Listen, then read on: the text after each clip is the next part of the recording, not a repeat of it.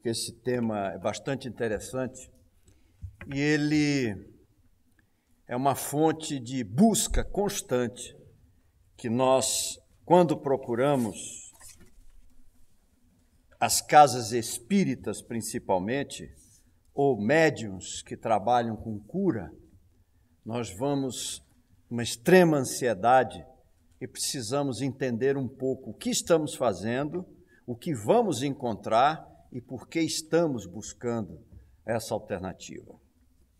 Tem uma frase que eu acho muito interessante que diz o seguinte: a doença do corpo é a cura da alma. A doença do corpo é a cura da alma. Nessa oportunidade reencarnatória, ou em todas as outras que nós já tivemos, e muitas outras que ainda nos esperam, é exatamente grandes momentos de terapia que nós fazemos para o nosso crescimento, para a nossa transformação, para que a gente possa dar passos em direção ao equilíbrio, à firmeza, ao bem-estar e a tudo aquilo que está registrado no nosso íntimo, na presença da força do Criador. E nós caminhamos nessa direção. Por mais que, às vezes, possamos estar parados no tempo, mas nós temos essa tendência, essa é a busca, e nós vamos caminhar nessa direção. Agora, se nós usarmos a inteligência e o livre-arbítrio de uma maneira mais precisa, nós vamos caminhar de maneira mais rápida. Nós vamos aproveitar esse processo reencarnatório de cada oportunidade para a gente forçar o nosso crescimento. Esse é o objetivo de todos nós. E não adianta também tentar, que nós frisamos sempre nos nossos trabalhos, terceirizar o nosso crescimento. Não existe essa possibilidade. Nós podemos nos ajudar, podemos ter uma ação participativa no processo da vida de cada um, daqueles que nos rodeiam, no ambiente familiar, na sociedade que nós estamos inseridos, no bairro, enfim, no ambiente de vida que nós transitamos, das pessoas que passamos a nos reencontrar, daquelas que mesmo sendo as nossas diferenças, estão ali, aguardando de uma forma ou de outra que a gente possa ser úteis, ter uma participação positiva para ajudar o crescimento de todos. Aí nós estamos buscando a grande terapia, a cura maior, que é a transformação da nossa conduta, para que ela tenha utilidade na mudança também da nossa estrutura física, do nosso bem-estar, da condição de reencarne que nós estamos tendo. Nós, quando chegamos ao plano carnal, naturalmente nós trazemos uma programação, que ela está estabelecida. Nós fizemos uma escolha quando conseguimos fazer, discutimos na engenharia reencarnatória o que nós estamos necessitando, qual a oportunidade que nós vamos ter nesse processo, e aí ajustamos todas as condições que estão envolvidas nas necessidades de cada um de nós, no grupo familiar, na consanguinidade, trazemos a hereditariedade, e isso não é novidade para nenhum de nós, porque quantas vezes cada um diz assim: o meu ambiente familiar tem um problema mais sério circulatório, outros, tem uma tendência a ter tumores, e aí nós nos preocupamos mais, a própria medicina carnal nos recomenda que a gente faça exames periódicos quando eles observam o nosso campo e o nosso grupo familiar. Praticamente essa é a primeira pergunta que é feita por todos aqueles profissionais da área de saúde que não nos conhecem. Fazem um questionário, fazendo uma avaliação do nosso ambiente familiar, para que eles possam ali traçar um perfil, uma observação e um acompanhamento da nossa história clínica. Por que isso? Porque nós buscamos nos ajustar nesse ambiente, das nossas necessidades. E essas chamadas possibilidades de enfermidade é que vão dar exatamente o ajuste, o aprendizado, a cura para o nosso espírito, porque ali está residindo tendências outras que nós tivemos de conduta no passado e que, ajustando essa possibilidade da gente enfrentar essas situações nesse atual ambiente, nós começamos a reerguer o nosso espírito, a transformar a nossa conduta, a melhorar, a dar uma performance diferenciada no nosso encaminhamento de vida, desde que também a gente aceite esses compromissos e não venha para o plano carnal carregando as revoltas, culpando o Criador, culpando aqueles que rodeiam o nosso ambiente de vida como se fossem os culpados. Aí nós estaremos jogando fora a chance da cura, porque nós estamos desperdiçando a oportunidade, porque estamos insatisfeitos com aquilo que nos pertence para reorganizar. Então, o trabalho que nós fazemos aqui é um convite constante à reflexão das oportunidades que nós estamos tendo e que jogamos fora, na maioria das vezes, porque carregamos as revoltas. Às vezes, porque a nossa condição financeira é difícil, nós culpamos terceiros por isso. E às vezes nos acomodamos e negligenciamos até a possibilidade do trabalho, achando que já estamos injustiçados de partida. E não lutamos nem pelo nosso crescimento de vida, dentro das limitações que estão impostas para que a gente faça o exercício do aprendizado, para que a gente busque se reencontrar e dar um sentido positivo para a nossa existência. Então, as revoltas, elas fazem o quê? Pioram a nossa condição de saúde, pioram a nossa condição de vida, tiram de nós a possibilidade, às vezes, da gente fazer transformações. Eu já tive a oportunidade aqui de dizer o seguinte: quantas vezes você vem com uma possibilidade muito forte de perder um braço? Já falei isso aqui várias vezes, mas eu acho que é sempre válido isso porque nos dá uma ideia bastante objetiva. Reencarnamos, dentro da nossa engenharia reencarnatória está lá, olha, esse braço pode ser que em fase tal você vai perder esse braço, num acidente, seja lá do jeito que for, por uma enfermidade que provoque, você ter que extirpar. Bom, mas tudo isso por quê? Não porque a lei do universo quer o nosso mal. Não porque a lei do universo quer nos maltratar, quer ver a gente se arrastando nas nossas necessidades para ter o prazer de ver a criação que somos todos nós em desequilíbrio, em sofrimento, em angústia. Será que essa lei de amor do Pai Maior deseja isso?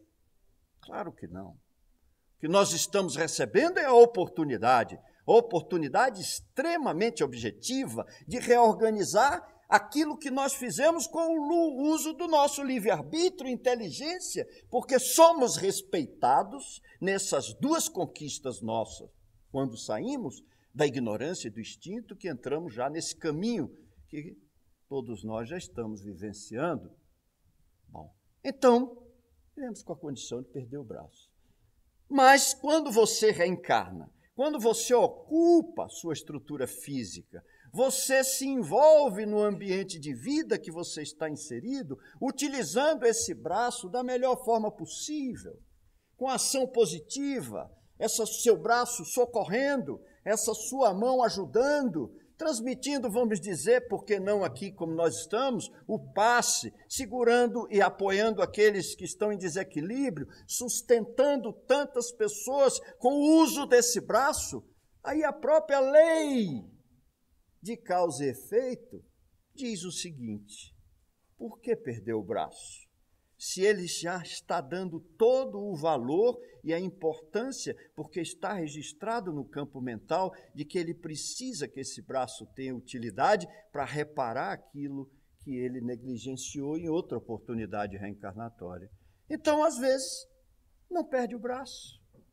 Pelo contrário, vai sentir uma dor qualquer por um bater de porta nos dedos, seja lá o que for, fisgou, mas você deu utilidade ao seu braço. Você fez o trabalho de autocura pelo exercício da luta, da tarefa. Você fez as suas transformações. Você muda o seu campo íntimo. Eu costumo dizer que essa luta pela cura, através do trabalho, da responsabilidade assumida, de buscar a sua orientação e não apenas ficar numa situação contemplativa, como às vezes nós observamos pessoas que vêm à nossa casa buscar o socorro, ótimo, quando recebe o socorro, acha que, a partir daquele momento, ele entregou as suas dificuldades num pacote e que alguém vai desatar esse nó e resolver as suas dificuldades. É claro que não. E o trabalho pessoal, e a sua busca pela própria cura, e as responsabilidades que você tem que assumir, você aqui está recebendo informações e apoio, um braço como esse que eu falei, está lhe buscando, mas você tem que vir com disposição de também colocar a atuação em sentido positivo para ajudar outros tantos que estão dependendo e precisando de socorro e de amparo. E quando cada um de nós encontra esse caminho, é importante que você dê utilidade a ele, que você faça o teu trabalho. E aí sim você começa a fazer o exercício da sua cura. E nós temos, às vezes, pessoas que entram todos os dias em todas as cabines de passe, como se ele, recebendo essa carga de vibração, fosse resolver o seu problema. É um engano. Claro que é um engano. Você tem que resolver o seu problema com mudança de atitude. Você recebe o primeiro impulso e depois caminha com as próprias pernas. Esse é o compromisso de todos nós. O momento de termos intermediários para conversar com Deus já passou há muito tempo, que nós nos acomodamos durante alguns séculos, delegando a responsabilidade dos nossos problemas serem resolvidos através de outros. É por isso que estamos até hoje por aí caminhando, carregando decepções no íntimo e passando essa decepção à responsabilidade de terceiros. Não é o caminho. Não pode ser o caminho, porque estaríamos jogando de lado a justiça do universo, que ela está inserida na nossa consciência. Não tem nenhum juiz togado, já falei isso aqui também, que nos julgue no plano espiritual. O Criador não deu essa prerrogativa a ninguém. O próprio mestre estava lá, quando ele disse para aquela senhora, ninguém lhe acusou, muito menos eu. Quando ele disse isso, ele não disse isso porque eu não vou lhe acusar, porque eu sou bonzinho. Não, porque eu também não posso acusar. Mas eu tenho que lhe orientar dizendo, vai, não faça mais. Então, ninguém vai assumir responsabilidade por nenhum de nós. Então, nós temos que começar a nos conscientizar disso, até porque somos já inteligentes e não poderíamos olhar para as coisas de outra forma, que estaríamos distorcendo tudo. E quantas vezes buscamos o socorro, o amparo e nada acontece porque nós não estamos fazendo nada para que tudo se modifique ou alguma coisa se modifique, e aí jogamos a responsabilidade sempre para outros. Ali o ambiente é fraco, ali não conseguiram resolver a minha situação, e não vão mesmo, em ambiente nenhum, porque estamos esperando que alguma coisa parta de você, para que a gente ingresse num trabalho de transformação. Nós temos algumas formas de corrigir as nossas enfermidades. Nós temos a oportunidade da medicina, que é uma bênção, que está aí, como todos os instrumentos do plano material são úteis para nós, temos que usá-los também. Mas muitas vezes, pela renovação de conduta, pelo compromisso e responsabilidade de mudança de trabalho, nós conseguimos fazer a autocura. Quantas vezes uma enfermidade que é registrada no campo da medicina por todos os instrumentos técnicos que estão à disposição, ressonâncias, etc., tudo mais, e de repente você faz um esforço tão grande em cooperação, em participação, até com a ajuda de amigos da espiritualidade, de amigos do plano carnal, através da mediunidade, de cura e tantas outras formas, pelo passe, pela água fluidificada, pela prece dirigida a você, que é uma luz, é uma energia, é uma força. E às vezes depois você vai de novo fazer os exames e constata que nada mais existe. Quantos médicos dizem, o que é que houve? Como outro dia um amigo, numa situação dessa, falou, doutor, aconteceu isso. Ele disse, insista nessa direção, porque eu tenho notícia que realmente as coisas ocorrem assim. Está aí. O que eu estou dizendo não é novidade. Está colocado todo instante no conhecimento de todos vocês. E quantas vezes também você pode ir lá na medicina formal, do plano material, você vai fazer uma cura, alguém lhe abre, lhe retira alguma coisa que está defeituosa e se consegue, bota outra. No plano espiritual, quando você se esforça, como é que essa cura acontece? É como um martelinho de ouro. Você não tira um para-choque e bota um novo. Você vem de dentro para fora, batendo até tirar o amassado. É mais lento, mas você está preservando a sua integridade, porque você escolheu também um caminho diferente. Agora, evidentemente, que todos nós, quando reencarnamos, gostem ou não, temos uma senha, não é, mano? Está lá um número. Aquela tua senha tem um número. Não queiram saber o número, não. Eu não quero saber o meu. Que é a senha de retorno. Porque esse é o processo que nós ainda estamos necessitando, do ir e vir, para nessas terapias reencarnatórias ir buscando a nossa transformação. Agora, apressem o passo. Apressem o passo. Se já conhecem um pouco, acelera a ação. Porque na acomodação e na contemplação nada vai acontecer. E aí essa senha chega, ela chega mesmo, e nós temos que retornar. E aí depois enfrentar outras e outras oportunidades, às vezes não avançando, mas retornando para dar continuidade àquilo que nós, por acomodação, paramos no tempo. E ficamos esperando que alguma coisa acontecesse, não partindo de nós. Se alguém conseguir uma história melhor do que essa, me conte.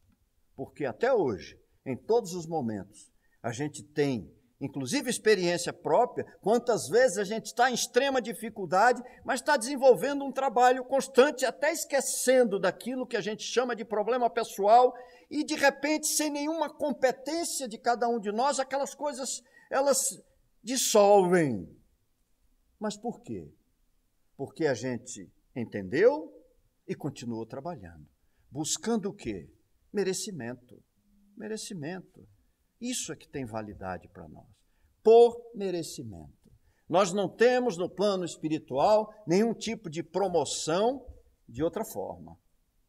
Nem por tempo de serviço. Porque às vezes aqui, quando o cara não tem merecimento, né, mano? De repente, tem tanto tempo, passa esse cara para uma coisa melhorzinha aí para cumprir a etapa dentro daquele planejamento de trabalho. Lá não. Pode ter o tempo de serviço que tiver. Se você não tem merecimento, não anda. Então, esse é o chamamento que está à disposição de todos nós.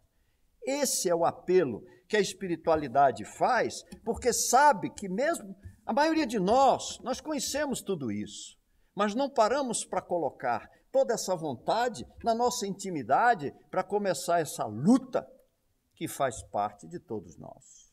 Eu vou fazer uma leitura do livro que foi recomendado para o trabalho da noite, que é Plantão de Respostas. Vale a pena vocês adquirirem esse livro, porque ele tem diversos outros assuntos de muito interesse e assuntos polêmicos que nós costumamos tratar, que vale a pena. Eutanásia e etc., até falando sobre outras coisas mais.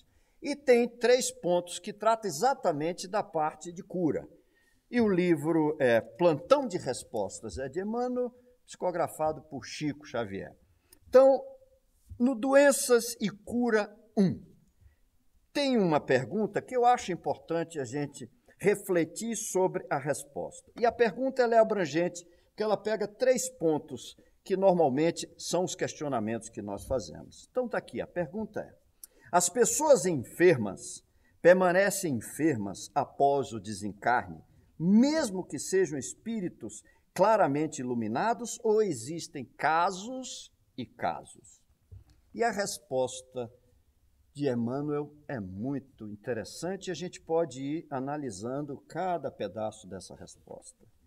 Quando contrariamos as leis universais inscritas em nossa consciência e que se baseiam no Evangelho do amor do Cristo, essa mensagem que ele veio trazer para nós, da lei de amor, de fraternidade e de respeito, porque nós ainda estamos aqui num estágio de expiação, por quê? Porque ainda violentamos, não conseguimos agir de forma direta com essa lei do universo que está estabelecida, que é a lei de amor, de fraternidade e respeito, para que a gente possa avançar no nosso crescimento espiritual.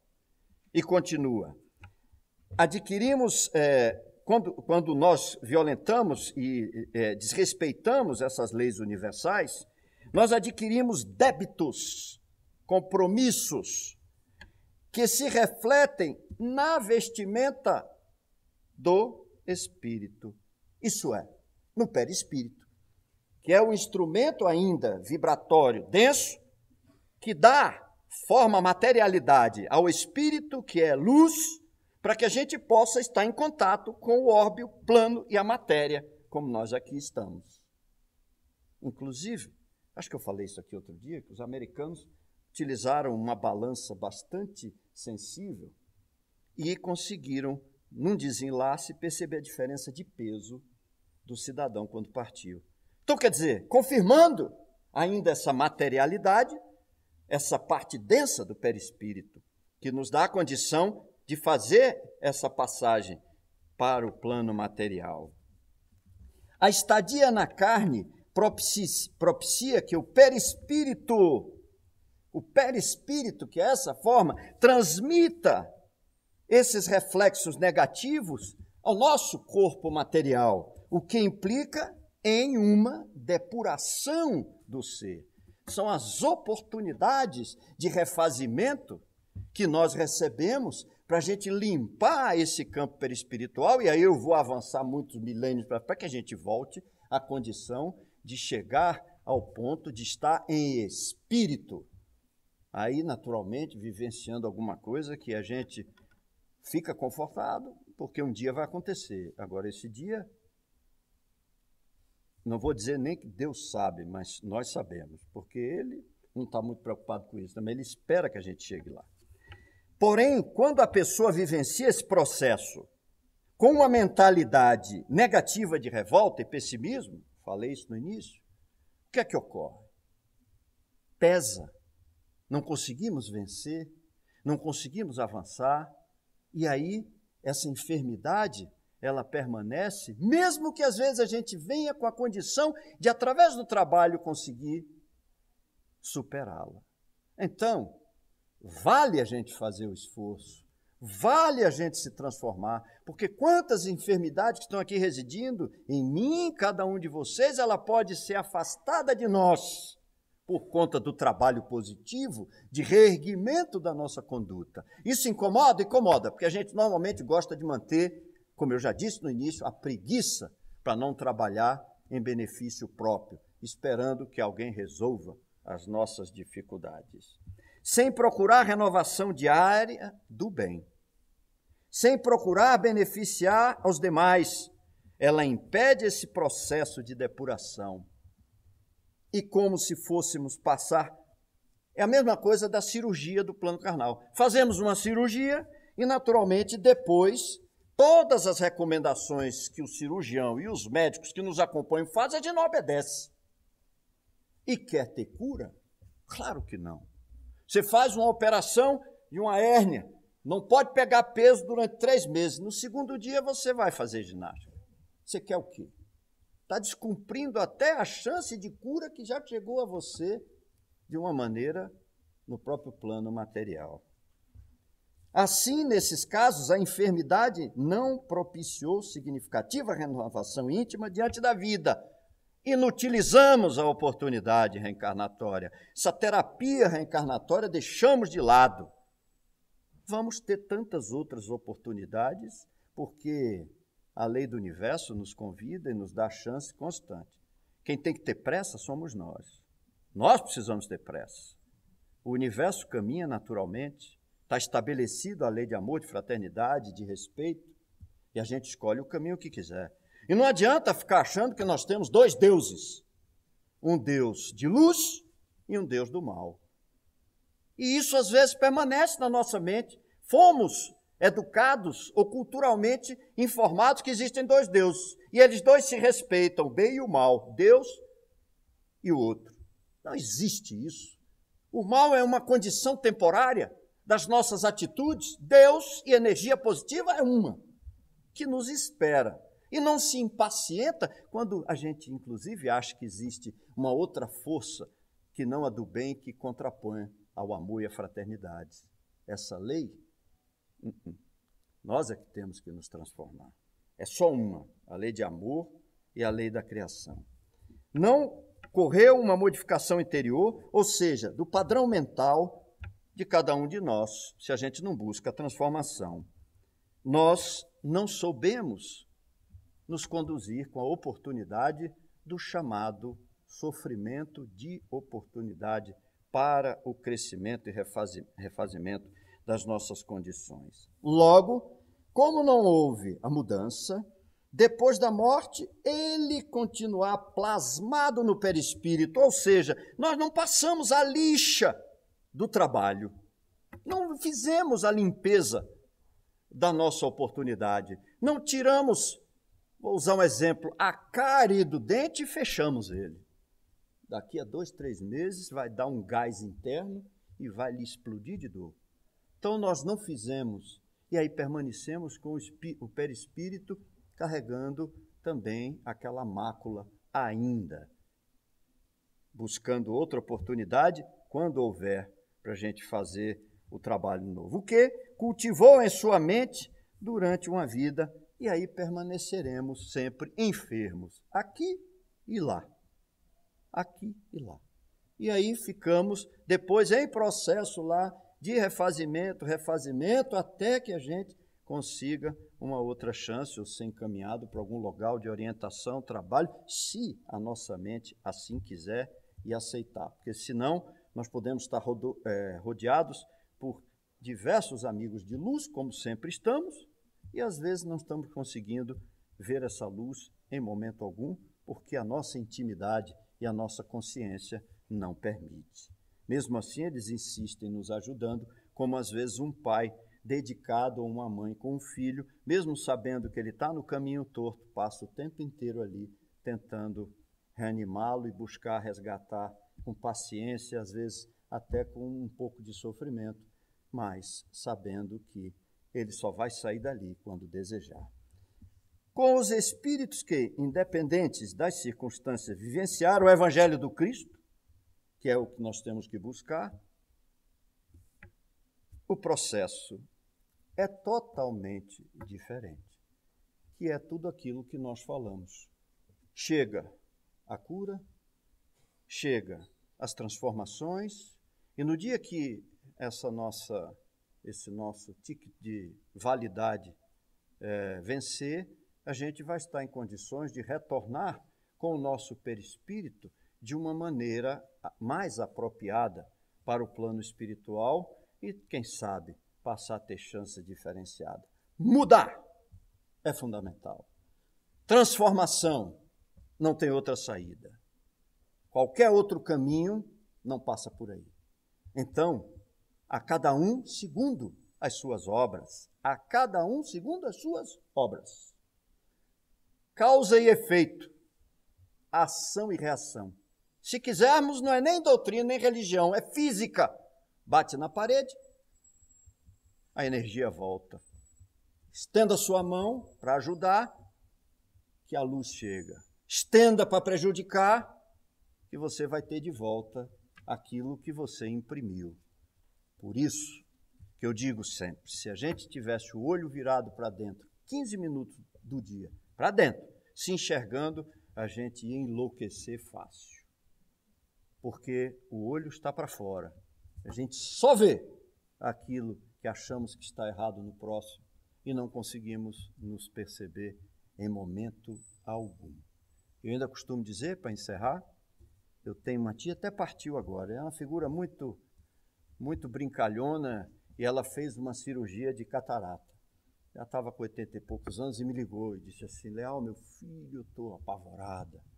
Aí eu falei: o que houve, tia? Não deu certo? Ela disse: deu certo mais do que eu precisava. Eu estou me enxergando, você não faz ideia como eu estou velha. Então, até isso, o Criador nos dá a chance de que a visão vá diminuindo para a gente não enxergar muito, né? Que tantas coisas aconteçam para a gente frear um pouco, mas mesmo assim, em relação aos outros, a nossa visão é de águia. É de águia. Bom, a cura é o trabalho de cada um. O sofrimento tem que ser atenuado pela nossa vontade, buscando fazer o trabalho positivo que a gente vai se transformando. E o próprio mestre, quando alguém era curado, ele dizia o quê? A tua fé te curou. Segurou na roupa do mestre, curou. Ele nem viu. A tua fé te curou. A nossa responsabilidade de trabalho nos cura e nos transforma. Que o mestre nos abençoe e que a gente faça uma reflexão bastante profunda, que a gente vai encontrar, eu tenho certeza, a cura de muitos dos chamados males que não estão registrados para que sejam um ponto bastante marcado nas nossas necessidades, porque isso às vezes acontece. Mas se a gente puder, mesmo com esses que nos incomodam, que a gente não sabe que não vai se livrar deles, nesse processo encarnatório, que a gente consiga trabalhar para levar para o perispírito um ambiente mais suave para quando retornarmos para a nossa vida no plano espiritual. Que o Mestre nos abençoe e proteja sempre.